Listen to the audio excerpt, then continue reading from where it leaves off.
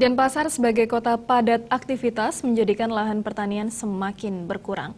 Tahun 2015 tercatat lahan pertanian sebanyak 2.509 hektar dan telah mengalami alih fungsi lahan sebanyak 35 hektar. Padatnya aktivitas di Kota Denpasar seperti aktivitas pendidikan, perdagangan, dan banyaknya jumlah pendatang menjadikan alih fungsi lahan pertanian semakin meningkat. Tahun 2015 tercatat luas lahan pertanian di Kota Denpasar sebanyak 2.509 hektar. Dinas Pertanian Kota Denpasar telah mencatat sebanyak 35 hektar lahan pertanian telah dialihfungsikan menjadi perumahan. Kepala Dinas Pertanian, Tanaman Pangan, dan Hortikultura Kota Denpasar, Gede Ambare, mengimbau agar masyarakat sebisa mungkin tidak melakukan alih fungsi lahan. Kita konsekuensinya di kota, ya alih fungsi lahan itu juga cukup tinggi.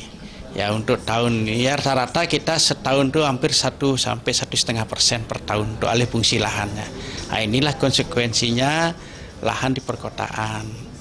Kalau makin ekonominya makin bagus, orang akan beli lahan tuh akan makin banyak pula.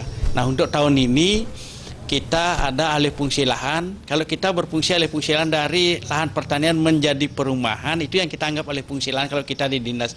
Kalau alih fungsi lahannya tetap masih dengan menggunakan dia dipakai pertanian, kita dianggap di alih fungsi lahan cuma balik nama.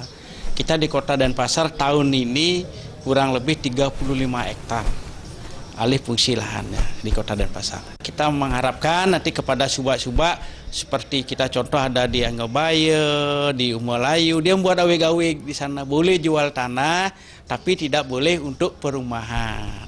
Nah inilah sekarang kembali kepada lingkungan daripada masing-masing subak itu. Itu yang kita himbau. Marilah sudah ada aturan-aturan aweg-aweg yang bagus, itu yang kita ikuti.